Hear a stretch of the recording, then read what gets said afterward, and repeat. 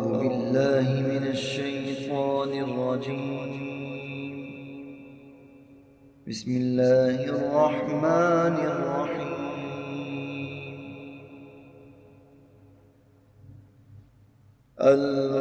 القارعة ما القارعة وما أدراك ما القارعة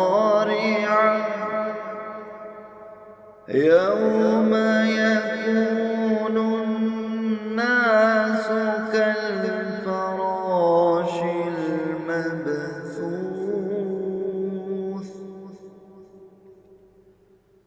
وتكون الجبال كالعهن المنفوش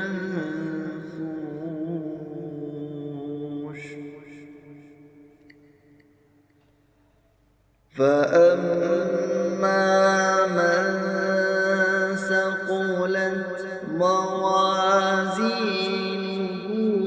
فهو في عيشة راضية وأما من خفت موازينه